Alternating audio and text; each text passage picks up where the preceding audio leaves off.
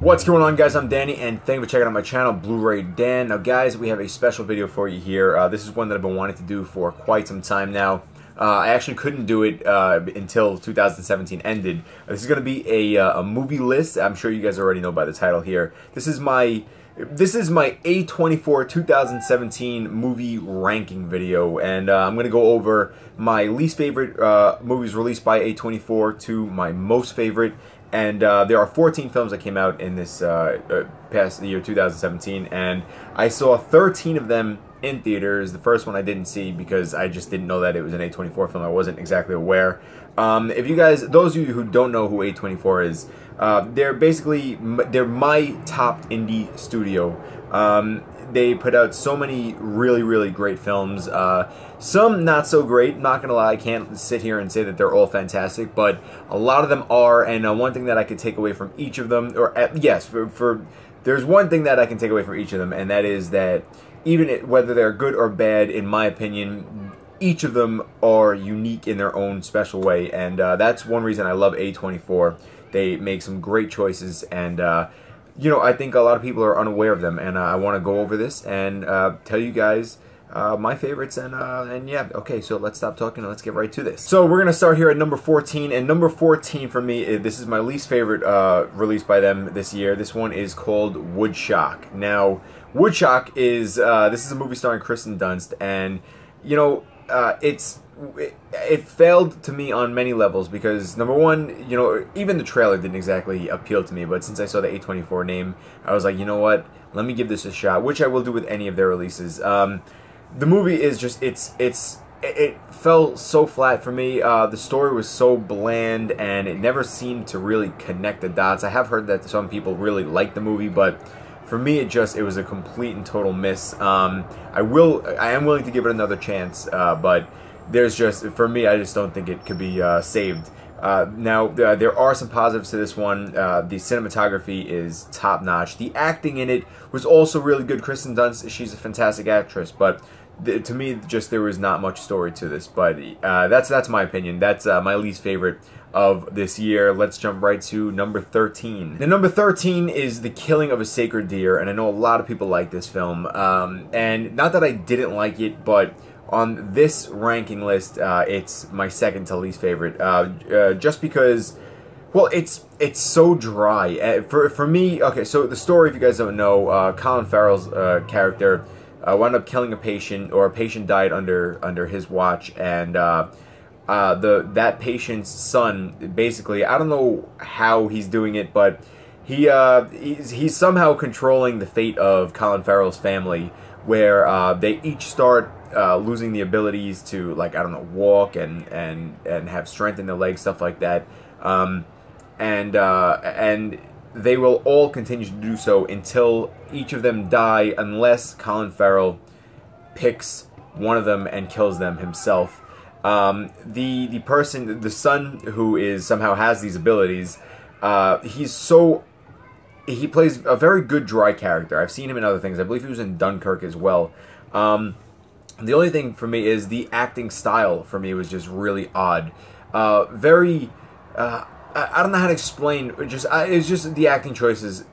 Not the cast, but the style of acting that was chosen in this movie was just really weird. Everything was very properly articulated, which usually isn't a bad thing, but the way it was just done is, yes, I will have my tea today. Yes, that tea is quite good. I do like that tea, and I'm just not a big fan of that. I prefer a more realistic approach. In this way, I would be like, wow, that would be crazy if that would happen, sort of a thing, if you guys catch my drift. But the movie wasn't too bad. It does have a very creepy aspect to it, which, you know, I mean, that's cool, but I just wasn't really feeling it. Coming in at number 12, we have The Black Coat's Daughter. Now, this is the one that I missed in theaters. This was I believe, their first release of the year, or one of them. I believe it was the first release of the year. This is like a horror thriller type movie, and I believe this one is starring Emma Roberts and a couple other people. I forget the name. This one is, yeah, it's a horror thriller, and it has to deal with some possession, and they show up different times throughout the movie. They jump back and forth, they time jump throughout the film. And, you know, you'll notice that the horror films are kind of at my end of the spectrum on this one, just because for me, horror isn't my favorite genre, even though I like it. But this one, I will say, it creeped me the hell out. I watched it right before bed. I didn't exactly know what I was getting into, but I found out pretty quickly. Like I said, I believe I just said, it has to do with possession. And yeah, it has a very creepy aspect to it. There's a lot of knives used in this movie, and it was creepy. I'll give it that. It wasn't a bad movie, but it was kind of quick and, you know, happened and over, and you kind of, I don't know. It wasn't my favorite. But that's my number 12 for 2017. Coming in at number 11 for me is this one is called Menasha, and this is the movie is both in English and Hebrew, mainly in Hebrew. It's a very small and simple film, but it was really beautifully done. Now, let me just say about all these. I like all of these films. They're not, none of them are bad, except Woodchuck was kind of rough for me, but I like all of these films. But this is just, you know, my A24 thing, okay? I just want you guys to understand. This wasn't like my favorites and least favorites of the year, but it's just for this specific studio. Menasha, I really enjoyed this one. Yes, very simple, but it was very sweet. The movie's about a father who, he's lost his wife. He's a widow father, and he's trying to get, I want to say custody of his son, but it's not exactly custody. It's just in that, in the religion, he needs to prove himself that he is able to take care of his son by himself, and he's struggling to do that. And it's a very real story, and just sweet, and the character development from beginning to end is just really nice, and I definitely recommend you guys checking this one out. It is a subtitled movie because it is mainly in Hebrew, but I do recommend you guys checking this one out. This one is available on Amazon. I don't know if many people know about that. Coming in at number 10, we have The Exception. Now, this movie starring Jai Courtney, Christopher Plummer, and Lily James. How could I almost forget that name? Now, this movie is about Jai Courtney is an officer, and he goes to protect or look over Christopher Plummer's character, who's very high up. Now, this takes place during World War II, and there's suspected spies within the vicinity of Christopher Plummer's character, and Jai Courtney's there to kind of go over and fish them out. And you learn right off the bat, Lily James is that spy, and you know, the movie. I'm big on World War II. I'm big on war-related topics, and I believe this may be based lightly off of a true story. For some reason, I can't remember, so don't hold me to that. But it's a love story. It's a war story. It's I don't want to say race. What's the word? It's a story about prejudice and stuff like that. And you know, it was entertaining. Could have been better, a little bit of a slow burn. I feel like the movie was based a little bit too much around the love story aspect. So, although it was good, it was, you know, it wasn't my favorite. The acting in it is fantastic, though. I mean, look, I like Jai Courtney. Christopher Plummer he's great as always, and Lily James is top notch as well. So you can't really go wrong with that. But that is my number 10. Now, coming in at number 9, we have The Lovers, and now this is another simple movie. Really simple movie, simple plot, but really funny and sweet at the same time. This movie is about a couple, a husband and wife, who are in a failing marriage. They're falling out of love with each other, and they wind up cheating. They both cheat on each other with other people, and they really fall for those people, and those people fall for them. And what happens is, while they, you know, after they say that they're going to officially get a divorce with their counterpart, they wind up falling in love with each other. And the funny part about this is, now it's almost like they're cheating on the people that they cheated with this person, and there's a lot of comedy ensues in between, and it's just, the movie's really sweet, really funny, just a comical story, and I believe it really probably does happen in real life as well. So I recommend you guys checking that one out if you haven't. Coming in at number 8, we have The Ballot of Lefty Brown. Now, this one is starring Bill Pullman and a couple other people. I forget their name. The guy with the scars from Sons of Anarchy. The movie it's based around Bill Pullman's character, who plays a gentleman with a disability whose friend passes away, and he basically wants to find out who did it. He wants revenge, and he wants to avenge his friend. And throughout the movie, he winds up getting blamed for the friend's death, and he tries to prove himself. And, you know, at first I wasn't exactly sure how to play this, because he plays like a kind of a weak character, and it's a slow burn. But you know, once I finally sat down and really let it sink in, there's a lot of character development, and I wound up really enjoying it. Bill Pullman wound up, he just did a fantastic job, and like really top-notch acting, and it's a Western film, which I really enjoyed, and I love Westerns. So this was one that it's smack in the middle, just about smack in the middle. I really enjoyed this one. I recommend you guys checking this one out, The Ballot of Lefty Brown. Coming in at number 7. Now, basically from here on down, these are all fantastic films because, I mean, you can't go wrong with any of the next handful that I'm going to talk to you guys about. The next one, number 7, we have The Disaster Artist. Of course, it's starring James and Dave Franco, Seth Rogen, a handful of other people, and this one is this is the telling of the story, or the making of the best worst film called The Room, which I hadn't seen until the night before that I saw The Disaster Artist, and man, oh man, was that movie bad, but I saw it with a group of friends, and we had so much fun with it, and you really learn from The Disaster Artist a whole different side of this, a whole different side of Tommy Wiseau's story, and you get to learn the human side of him, the person, how much heart and soul he put into his film, and although people laugh and they make fun of it, none of us really knew exactly what, you know, he brought to the table and what he put into this film, and this movie was just done so well. I mean, from the comedy, I mean, it had us laughing, the theater experience was just top-notch, we were all laughing throughout, everything about it was just fantastic. James Franco did a great job starring and directing. Dave Franco did a great job. And, I mean, if you haven't seen this movie, I highly, highly recommend it. This one is The Disaster Artist. Coming in at number 6, we have The Florida Project. And The Florida Project is starring Willem Dafoe, Brooklyn something, I forget her name. She's a child actress who was phenomenal in this film. This one right here is, it follows a group of kids, mainly one kid, played by Brooklyn, I forget her last name, so sorry.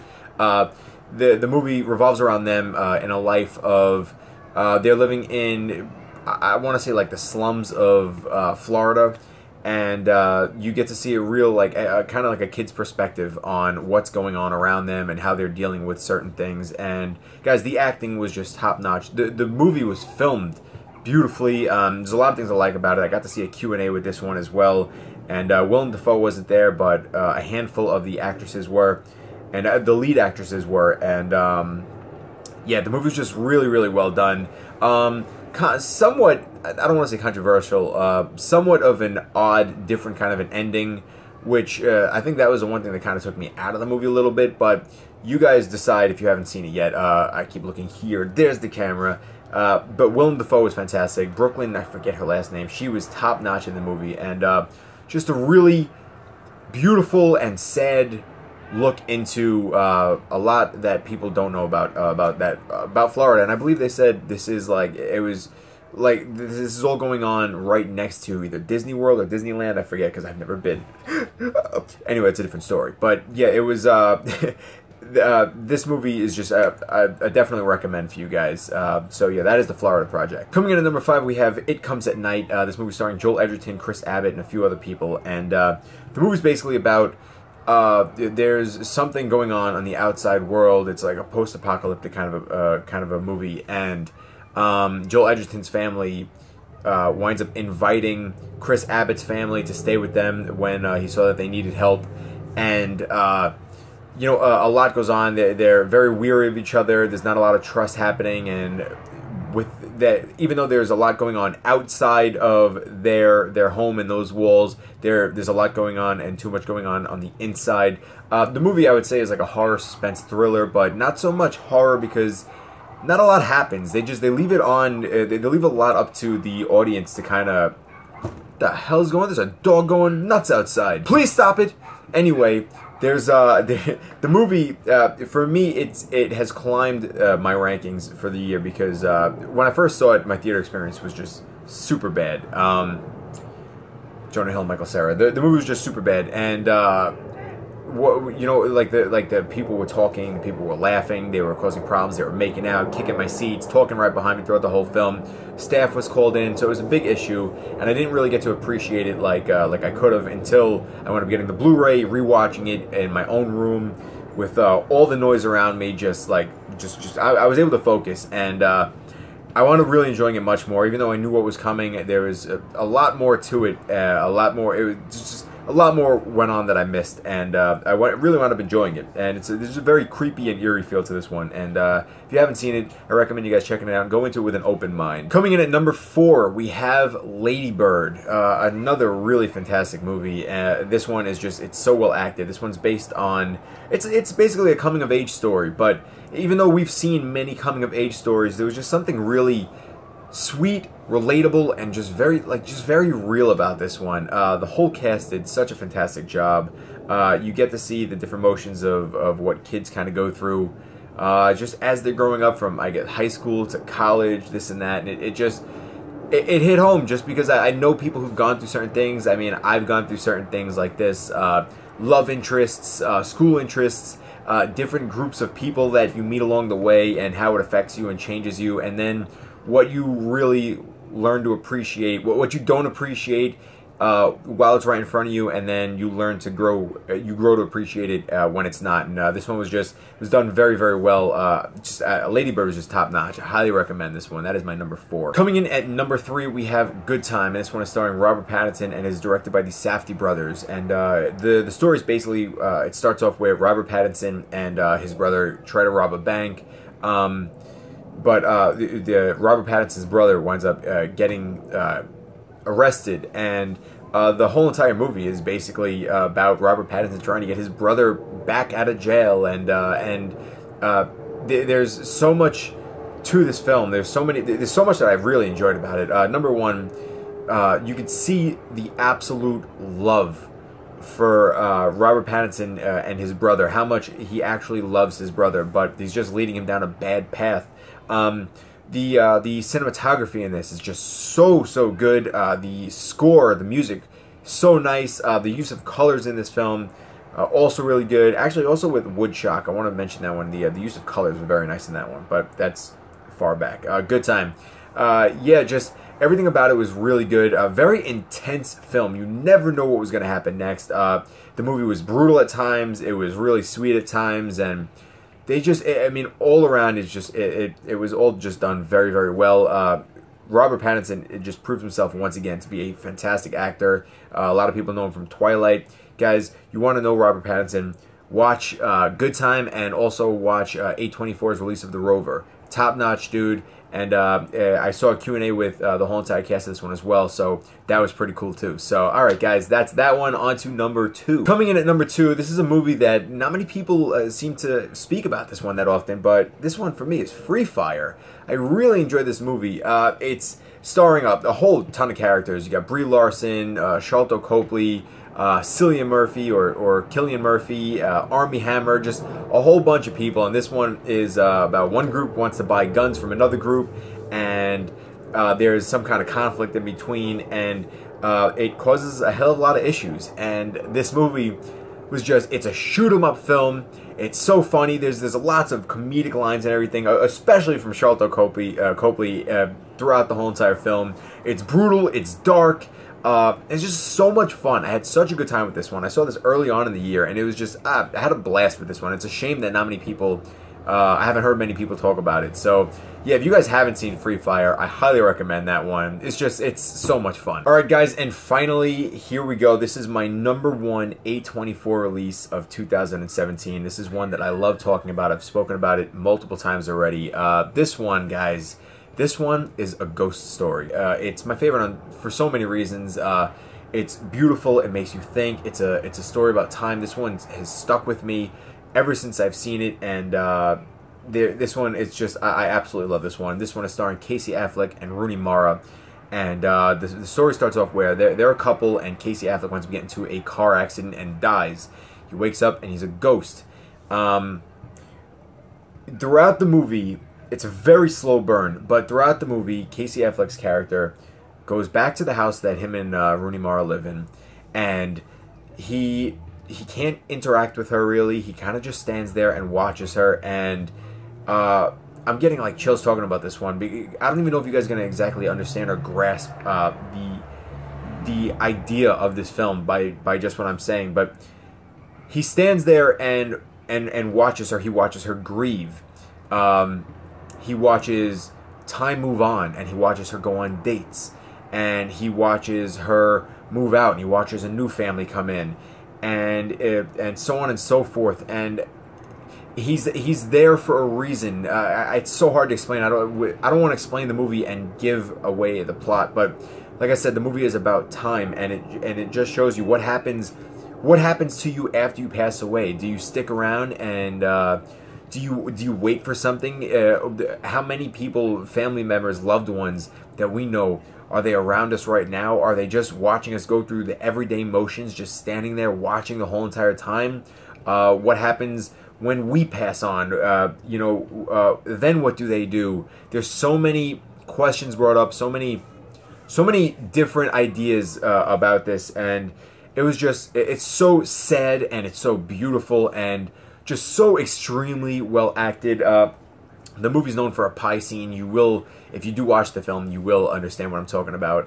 But I think it was very, very necessary, because there's a scene in there, I'll just give it up. There's a scene in there where, it's not giving away anything about the movie, but there's a scene in there where Rooney Mara sits down after she finds out about her husband or her boyfriend's death, and she sits there and she eats a pie. And I literally mean she sits on the floor and she eats a pie, like the whole thing. And you watch her cut little piece by piece and stuff it in her mouth, and you see her slowly breaking down. But there's not much. There's not much reaction, but you could tell that she's super upset, and the camera just focuses in on her, but you almost forget that the ghost is still standing there, and until she gets up and she runs off scene, and the camera adjusts, and you see that the ghost is still standing there. And when we have the feeling of, wow, we just watched this girl sit here and eat a pie until she gets sick, and you realize, wait a second, but so did he.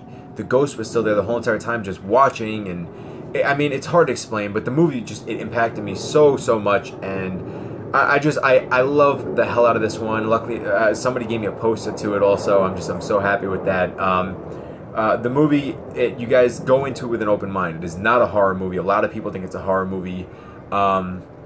It's not a horror movie. It's a very slow burn, but it will make you question a lot of stuff about life, about your existence, afterlife, stuff like that. And I really, really enjoyed it. And guys, the ghost actually has a sheet over its head like a Halloween ghost, but if first going into it you think, wow, this is kind of silly or this is stupid, but you wind up finishing off, it becomes believable, because it's a silly thing placed in such a very serious environment, and you really wind up believing and then feeling for this being. And it's I don't know, I love this one so much, and I highly recommend A Ghost Story if you have not seen it yet. But alright guys, that is it. That is my list of, that's my ranking of A24's releases in 2017. All 14 from least favorite to most favorite. I hope you guys enjoyed this video. I really enjoyed making it. This is one that I've been wanting to do for quite some time now. Yeah, it's my favorite indie studio, and I cannot wait to see what they do in 2018. Guys, if you have seen any of these films, I would love to know your thoughts on it. I'd love to know how you would rank them if you've seen them all. If you guys don't know about A24, let me know what you think now, or if you're going to check any of these out. If you guys do know A24, let me know your thoughts on the company or the studio as a whole. But that's really it, guys. I want to thank you so much for watching this video. I really appreciate it. Much love to each and every one of you. If you guys want to follow me on social media, all my links are down in the description below. And yeah, guys, thank you so much for watching. I hope you have a fantastic day. Take care, guys. A24.